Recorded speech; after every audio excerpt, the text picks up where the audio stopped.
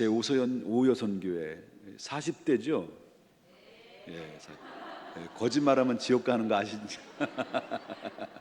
그 40대 같은 50대 초반 이로 제가 알고 있습니다.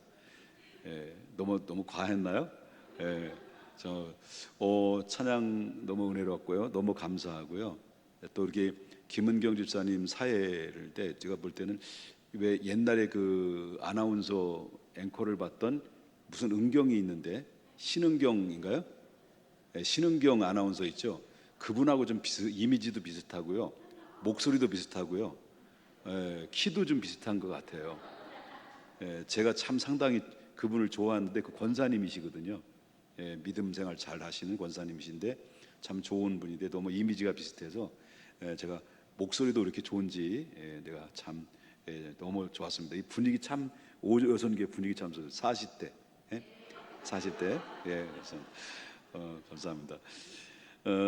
오늘 이제 본문에 나오는 말씀은 너무나도 잘 아시는 말씀이죠. 요나가 말 안 들고 까불다가 바닷속에 쏙 빠져가지고 물고기 뱃속에 3일 동안 죽다 살아서 죽도록 회개하다가 물속에서 다시 나와서 사명의 길로 걸어갔던 그 모습을 성경에서 묘사하고 얘기를 하고 있습니다. 요나 그러면 하나님이 오늘 보면 하나님께서 요나를 불러가지고 너는 가서 니느웨라고 하는 곳에 가서 내가 전하고자 하는 경고의 말을 너는 가서 전하라 라고는 말씀을 이제 요나에게 전해주죠. 그 요나는 뭐예요? 하나님의 사명자로 부름받은 거죠. 또 그리고 하나님의 선지자로 부름받은 거죠. 가서 니느웨 가서 복음을 전하라고 하는 메시지를 전하라고 하는 그 사명을 부여받았습니다. 그런데 요나는 그 사명을 받은 거에 대해서 또는 하나님의 부름받은 거에 대해서 불평이 많았어요. 또 하필이면 왜 그곳을 가라고 하는 겁니까? 라는 뉘앙스가 그 말씀 안에서 깔려져 있습니다. 그 이유는 뭐냐면 요나가 다른 데를 가라고 하면 아마 갔을 거예요. 다른 지역으로 다른 나라로 가라가면은 그리고 같은 민족 앞에 가서 복음을 하나님의 말씀을 전하라고 하는 기쁨으로 기탄 없이 가서 전할 수 있었을 거예요. 그런데 다른 선지자들과는 달리 요나는 자기 민족에게 가서 하나님의 말씀을 선포하라는 이거 부름받은 게 아니라 타 민족인 수도에 가서 타 민족에 살고 있는 수도에 들어가서 하나님의 말씀의 경고함을 전하라고 하는 이야기를 하고 있거든요. 그러니까 요나는 거기에 대해서 불평이 있는 거예요. 근데 왜 불평이 있냐? 특별히 불평했던 이유는 여러분이 너무나 잘 알다시피 그 니느웨라고 하는 하나님이 요나에게 가라고 하는 니느웨라는 지역은 바로 오래 전부터 이스라엘과 전통적으로 앙숙의 관계입니다. 원수, 늘 이스라엘을 괴롭혀왔고 늘 수틀로만 와서 정말 전쟁을 유발시켜서 이스라엘 백성들에게 곤경에 빠뜨리게 했던 민족이죠. 그러니까 좋아할 리가 없는 거죠. 그 이스라엘이 보면 아수르 그러면 아주 넌저리가 날 만큼 이제 원수로 여기는 나라, 아주 그냥 그 말하자면 치가 떨리는 나라, 이렇게 여겼던 나라의 관계를 가지고 있다라고 하는 것을 보게 된다는 거죠. 근데 그곳을 가라고 하는 거예요. 그것을 요나에게 그것을 위해서 부름받은 거죠. 그러니까 요나는 그 말씀에 대해서 동의할 수가 없다라고 하는 그런 강력한 기피를 하는 모습을 우리가 보게 된다라고 하는 겁니다. 저와 여러분에게 뭘 알다시피 우리나라도 우리 오랫동안 전통적으로 다른 나라와는 달리 지금까지 갈등 속에서 계속 역사에 이렇게 뒤돌아보면 갈등 속에 지금 이어진 나라가 있죠. 이웃 나라죠. 일명 일본이라는 나라죠. 일본 나라. 일본 나라가 참 우리나라에 굉장히 좀 오랜 역사 속에서 참 안 좋은 감정들을 가지고 있어요. 그죠? 그런데 저보고 지금 너는 일본 독교에 이렇게 질문하면 하나님이 야, 김 목사 너는 목회 다 그만두고 저 일본 독교에 들어가서 스시 먹으러 갈래? 선교사로 갈래? 그러면 저는 뭐라고 대답할까요? 스시 먹으러 갈까요? 스시 먹으러 갈게요. 이렇게 얘기할까요? 아니면 선교사로 갈게요. 그렇게 얘기할까요? 아니, 요나 입장에서 딱 생각한다면 그러자는 거예요. 예? 스시 먹으러 갈까요? 갈게요. 라고 저는 대답을 할 수가 있을 것 같아요. 왜냐하면 스시가 맛있거든. 회전 초밥. 뭐 예를 들어서 이렇게 앙숙의 나라인데, 그 나라를 회개시켜서 그 나라를 망하지 않도록 그 나라를 구원하겠다는 거예요, 하나님이. 근데 요나는 그 나라가 뭡니까? 하나님의 마음과 달리 요나는 어떤 거예요? 그 나라가 쫄딱 망했으면 좋겠다라는 거예요. 우리나라가 저 일본의 후쿠시마인가 뭐 후쿠오카인가 뭐 거기에 막 전쟁 쓰나미가 한번 덮쳤잖아요. 그럴 때 대부분 우리나라 사람들은 안타깝다, 시민들을 해서 뭐 돈을 걷어가지고 그 나라를 줬는데, 근데 일반적인 보편적인 사람들의 심리는 한편으로는 불쌍하고 안타깝다고 생각하면서도 한편으로는 이렇게 호호호 하면서 아이 고소하다, 잘됐다, 이렇게 마음을 가질 수 있잖아요. 그만큼 나라가 잘 되는 꼴을 못 볼 만큼 이 일본 이 아수르에 대한 감정이 이스라엘 마음속에 늘 백성들 속에서 마음속에 깔려져 있었다라고 하는 거죠. 가라고 하니까 못 가는 거죠. 그래서 결국은 하나님의 낯을 피해서 하나님이 원하시는 정반대의 길로 다시스를 향해서 갔는데, 또 배 타고 가다가 마침내 또 다시스를 향해 가는 배를 거기서 딱 기다리고 만난 거예요. 그래서 타가지고 결국 이제 간 거예요. 가서 그냥 요나는 그냥 간 거예요. 어디로 간 거예요? 결국은 물속으로 들어간 거예요. 물속에 들어가서 어디로 들어간 거예요? 물고기 뱃속으로 들어간 거예요. 하나님의 사역에 거절하다가 하나님께서 그를 물고기 뱃속으로 집어넣어버린 거죠. 그리고 다시 회개시켜서 다시 끄집어내서 하나님 또 사역의 길로 결국 보내요. 하나님이 사정권 안에 딱 두시고 하나님 우리를 부르셔서 사명자로 딱 부르시면 꼼짝 말아요. 아무리 우리 거절한다 하더라도, 아무리 기피한다 하더라도 하나님 끝까지 추적해서 나를 그 사명의 자리로 가게 하시는 것이 하나님의 사랑이고 하나님의 사역의 그런 본질이라는 것을 보게 됩니다. 우리가 하나님의 자녀가 되는 것도 마찬가지예요. 하나님의 나를 자녀로 삼고자 하면 끝까지 우리가 하나님의 자녀가 될 수 있도록 하나님이 우리를 계속해서 우리에게 다가오셔서 손 내밀어 주시고 말씀을 주시고, 그리고 깨닫게 해주시고, 말 안 듣면 사업 실패하게 하시고 병들게 하셔서 결국 그래서 깨닫고 돌아와서 예수를 믿어서 구원의 백성으로 삼게 하시는 분이 하나님이시다는 거죠. 하나님이 딱 정해 놓으시면 결국 하나님은 나는 포기해도 포기하지 않는 하나님이 우리의 하나님이라는 것, 여러분의 하나님이라는 것을, 나의 하나님이라는 것을 믿으셔야 될 줄 믿습니다. 여러분, 햇빛의 등진 부분이 바로 뭐예요? 햇빛이 등진 부분이 뭐가 있어요? 항상 그늘이라는 게 있습니다. 여러분, 그늘이 있으면 한겨울에 보면은 그 그늘막에는 다른 햇볕이 아무리 큰 겨울일지라도 햇볕이 비춰지면 그 비춰진 곳에는 항상 눈이 녹아지고 그리고 땅이 풀려요. 그런데 그늘진 곳에는요, 햇빛이 비춰져도 그늘 속에 있으면 그 땅은, 거기에 눈은 잘 녹지가 않는다라는 거죠. 마찬가지입니다. 하나님의 일꾼은 하나님의 부름을 받았을 때 자꾸 여호와의 낯을 피하게 되면 영적으로 뭐가 되는 겁니까? 그늘이 되는 거예요.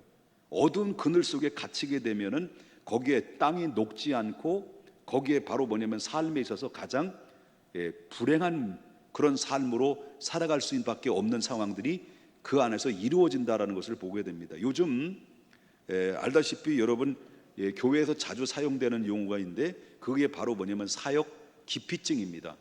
사역 기피증이라는 용어가 이제 교회에서 쓰여지고 있는데, 그것은 바로 뭐냐면 하나님이 맡겨주신 그 사명에 대해서 자꾸 내려놓고 싶은 마음인 거죠. 처음에는 구역장으로 세웠어요. 교사님으로 세웠어요. 그리고 여선교회 임원으로 세웠어요. 그런데 자꾸 하다 보니까 마음에 들지 않게 되고, 때로는 내 시간이 많이 빼앗기게 되고, 뭔가 하나님 앞에 드리는 시간이 아깝다라는 생각이 들어요.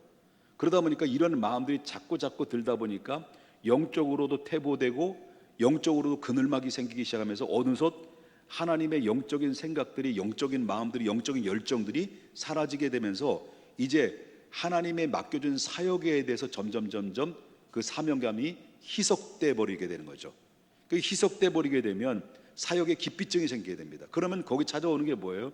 사역의 기피증이 생겨서 그걸 다 내려놓으면은 그것이 진정한 쉼인 줄 알고요, 그것이 내가 참된 자유인 줄 알고 있는데, 근데 하나님의 맡긴 사역을 기피하고 내려놓는다는 것이 쉬는 것 같지만은 그 실질적으로 볼 때 쉬는 게 아니다라는 것입니다. 왜? 우리는 영적인 사람들이기 때문입니다. 영적인 사람들은 영적인 일을 해야만이 숨을 쉬게 돼 있는데, 영적인 일을 하지 않고 그 사역의 기피증에 걸려서 그 그늘막에 들어가게 되면 거기에서는 진정한 쉼과 자유를 빼앗길 수 있다는 것을 보게 된다라고 하는 거죠. 그렇기 때문에 진정한 쉼이라는 것은 모든 사명을 내려놓고 아무 일도 하지 않는 것이 아니라, 바로 진정한 쉼은 하나님의 얼굴로 나오는 겁니다. 기도의 자리로 나오는 겁니다. 그리고 흘러넘치는 예배의 자리로 나와서 그 안에서 나왔을 때는 우리가 시간이 필요하고 헌신이 필요하고 내가 또한 움직임이 필요하고 행동이 필요하기 때문에 내가 소모되는 것 같이 여겨질 수 있습니다. 에너지가 나가는 것처럼 여겨질 수 있습니다. 근데 그것이 에너지가 나가는 것이 아니라 바로 그것은 오히려 나에게 에너지가 들어오는 영적인 자원인 것을 사람들은 잘 모르고 있다라고 하는 겁니다. 그래서 제 서재실에 가면은 항상 준비된 게 있어요. 남자니까 턱에 뭐가 나요? 수염이 나요. 수염이 이제 저는 이제 나이가 들기 시작하면서 하얀 수염, 또 노란 수염, 까만 수염이 섞여서 나오는데 항상 그게 뭐냐면 준비된 게 전기 면도기를 가지고 있어요. 전기 면도기를 면도를 하는데 한참 하다 보면 면도기가 힘을 잃어버릴 때가 있어요. 근데 맨 처음에는 성질 부리다가 하다가 힘을 잃어버린다는 거죠. 그러면 전도 면도기 입장에서 딱 보게 되면 어때요? 힘들어요? 버거워하잖아요. 아이, 그놈의 시험은 어떻게 꺼쩍거칠해가지고 그렇게 힘들게 하나. 이러면서 이 전도 면도기 입장에서 볼 때는 이게 하다가 막 힘들어 버거워할 때 전도 면도기 입장에서는 좀 쉬고 싶을 거죠. 예? 얼마나 쉬고 싶겠습니다. 근데 수험을 깎지 않고 이제는 다 내려놓고 쉬면 좋겠다라고 하는 것 같은데, 실질적으로 쉬면은 전기 면도기는 어떻게 돼버리는 겁니까? 배터리가 다 방전되고 만다라고 하는 거죠. 결국 그냥 두면 모두 방전되면서 아무런 쓸 수가 없는 거예요. 비록 힘들지만 어렵지만 전기 면도기는 언제든지 힘이 생기려고 한다면 어디에 들어가야 돼요? 다시 힘을 얻으려면 어디에 들어가야 돼요?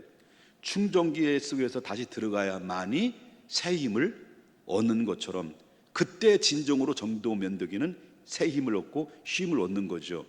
우리도 마찬가지다라고 하는 겁니다. 우리가 아무것도 안 하는 것이 쉬는 것처럼 여길 수 있고 마음이 편한 것 같지만, 그것이 자꾸 쉬다 보면 내 영적인 에너지는 전부 다 방전되고 그 사이에 찾아오는 게 뭐예요? 사탄이 우리의 마음을 요동치게 만들고, 그리고 우리의 사명도 영적으로도 전부 다 완전 기력이 상실되어서 다시 일어설 수 없도록 그러기 상태로 만들어 버리는 거죠. 그래서 결국 사명의 기피증, 내려놓는 거, 쉬는 거, 결국 영적인 사람 앞에는 그거는 결코 우리에게는 바로 보약이 아니라 독약이라는 것을 우리는 기억해야 된다라고 하는 것입니다.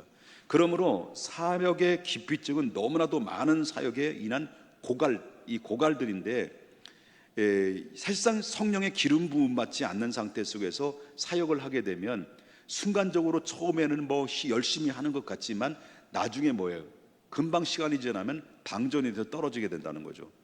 여호와의 낯을 피함으로 말미암아 이 영적인 그늘짐에 방전의 문제가 발생이 되면 그때부터 사람들은 힘을 잃어버리고 다시 돌아올 수 없는 단계까지 이르게 된다라고 하는 것입니다. 사랑하는 여러분, 제가 이 말씀을 왜 드리냐면 우리는 영적인 사람들은 바로 영에 속한 사람들이죠. 영에 속한 사람들은 항상 영의 생각을 해야 된다는 거죠. 그 영의 생각이 뭘까요? 영의 생각은 바로 뭐냐면 하나님의 기뻐하시는 일을 생각하는 겁니다. 영의 생각은 어떤 거냐면 하나님의 기뻐하시는 일, 그 나라와 그 의를 구하는 겁니다. 그래서 하나님의 나라를 이루어 나가는 일에 영적인 사람들은 하나님의 공동체 속에서 내게 주어진 그 사명의 달란트를 바로 이 안에서 소진시키는 것이 아니라 항상 그 영적인 에너지를, 영적인 사명을, 영적인 달란트를 끄집어내서 그것을 계속해서 하나님 앞에 드리는 행위를 할 때 내 안에서 방전이 안 되고 새로운 능력의 활력이 그 안에서 넘침으로 말미암아 사역을 감당해야 될 사람들이 사역을 내려놓으면 그게 편한 것 같지만, 그게 정말 행복한 것 같지만 결국은 나를 병들게 만들지만, 그러나 내가 주어진 달란트를 내재되어 있는 그 어마어마한 하나님의 감추어진 그 거인 같은 하나님의 축복의 달란트를 자꾸 끄집어내서 하나님 앞에 드리는 삶을 살게 되면 비록 내가 소진되는 것 같지만, 내 것이 다 나가는 것 같지만 결국 그것은 바로 하나님의 은혜로 채워주시는 원천수라는 것을 여러분 믿으셔야 된다라고 하는 거예요. 저는 그렇습니다. 저는 많이 보죠. 목회자이기 때문에 목사님들을 많이 제가 보기도 하고 관찰하기도 합니다. 우리 선배 목사님들을 많이 보죠. 선배 목사님들을 많이 보게 되는데, 이 나이가 이제 70이 되면 우리 교단에는 70이거든요. 나이 만 70. 그냥 70이 아니에요. 만 70.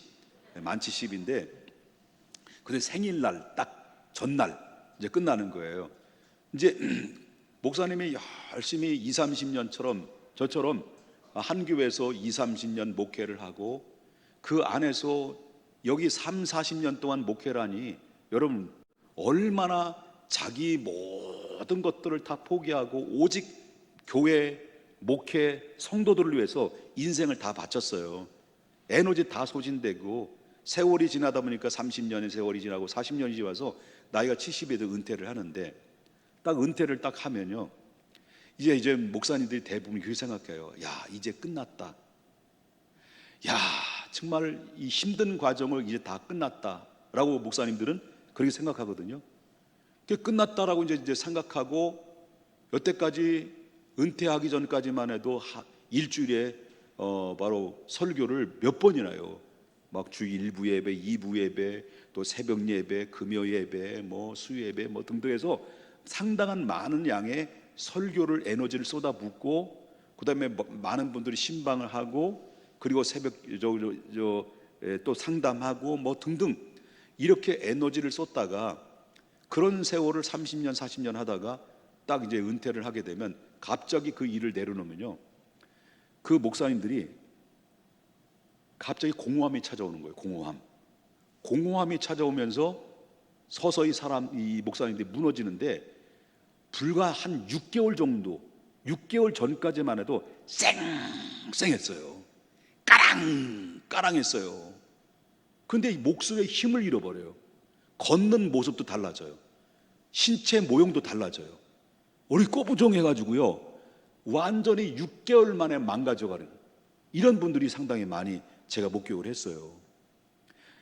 뭐냐면 사명자는, 한 번 부른 사명자는 영원한 사명자다. 우리 믿음의 우리 여선교회 마찬가지예요. 우리 영적인 사람들은 특별하게 담임 목사나 어떤 특별하게 부름받은 사람들만 사명이 아니라 우리 모두가 내 달란트를 땅에 묻어놓지 않고 그 땅에 묻어놓은 달란트를 다시 끄집어내서 하나님 앞에 드리는 삶을 살아야 되는 것이 사명자의 길이에요. 그냥 내려놓는 거예요. 근데 어떤 목사님 같은 경우는 은퇴를 해도 이제 뭐예요? 또 개척교회가 빈자리가 있어요. 빈자리가 있으면 요즘 시골 교회들은 목사님들이 요즘 막 신학 기피증이 걸려가지고 신학교 안 들어가려고 그래. 젊은 사람들이 이런 가운데서 신학에 들어가려고 하는 이 친구들, 우리 교회는 친구들은 보배로운 친구예요. 이 규 같은 친구들도 이제 신학에 신대원생 1학년인데 내가 모처럼 많이 칭찬한다. 칭찬 안 하다가 이제 칭찬하는 건데, 이런 친구들 보배로운 친구들이에요. 저 김민재 저기 저 신학교 그 군대 가는데 보배로운 친구들이에요. 다 안 간다는데 굳이 안 가는, 내가 가지 말라고 고생한다고 그래도 가겠다고 우기고 간 친구들, 두 친구도 여기 있어요. 얼마나 귀한 친구들이에요. 가겠다는데. 근데 요즘 안 가려고 그래요. 신학을. 사역 기피증이 걸려가지고, 이렇게 기피증 걸려가지고 안 가려고 그래요. 그러니까 목사님 은퇴해서 시골 교회들은 목사님이 안 계시는 거예요. 그러니까 이 목사님들이 은퇴하고 시골 교회 가서 자기 남아있는 인생을 하나님 앞에 바치고 가겠다, 이렇게 되는 목사님들은요 건강해요. 보세요, 우리 서요엘 목사님 아버님, 서 목사님 지금 시골 가 계시는데요, 1m 80이 넘는 그 걸쭉한 막 기골이 장대하신 양반이 지금도 막 신방 다니고, 지금 안 봤는데 상상이 가요. 상상이. 물어봐, 우리 저 서목사님 아버님이 어떻게 사시는지. 쌩쌩하고요, 지금도 팔팔하시고요. 그렇게 하다가 9988234 얼마나 하나님 앞에 가면 영광돼요. 9988234가 뭐겠습니까? 99세 동안 팔팔하게 살다가 2, 3이 날다가 천국 가는 것이 이에 얼마나 복된 거예요. 그렇게 사셔요. 40대 여선교회 우리 아멘입니까? 그러니까 주님 오실 그날 때까지, 내 생명 다할 때까지 우리 특별하게 부름받은 목사들이나 장로님들이나 우리 모든 성도님들은 이 교회라고 하는 울타리의 공동체 속에서 내게 달란트를 꽁꽁 묻어놓고 숨겨놓지 말고, 사역의 기피증에 걸리지 말고 내가 내려놓는 것이 쉼이 아니라 그 감추어진 달란트를 끄집어내서 하나님 앞에 드리는 것이 진정한 쉼이고 진정한 사명이고 진정한 하나님의 기쁨이 되는 것이고 축복과 자유함을 얻을 수 있는 통로와 매개체라는 것을 여러분 꼭 기억해야 된다라고 하는 것입니다. 그러므로 우리 모든 전교회 성도님들이 다 사역자가 됐으면 좋겠습니다. 저도 이제 은퇴를 해도 제 무릎팍이 다 다를 때까지 저는 이제 계속해서 사역을 내려놓지 않으려고 하는 거죠. 그래서 은퇴하면 평택중앙교회 꼭 붙어 있어가지고요. 그래가지고 그 안에서 막 화장실도 청소도 하고, 그 안 하던 일들을 하면 또 병이 걸린대. 그러니까 적당히 그냥 이렇게 또 위로도 해주고, 이게 말 잘하잖아요. 제가 참 40대라고 이렇게 이런 말들을 자꾸 해줘가지고, 그렇게 해서 교회를 분위기를 이렇게 세우는 일을 계속 하다 보면은 참 기쁨이 되지 않겠는가 생각해요. 끝까지 주님 나라 갈 때까지 사역 기피증에 걸리는 것이 그게 좋은 게 아니다. 끝까지 주신 달란트를 끄집어내서 하나님 앞에 드리는 헌신의 우리 여선교회가 다 될 수 있기를 주님의 이름으로 축원합니다. 우리 무반주로 한번 할까요? 무반주로.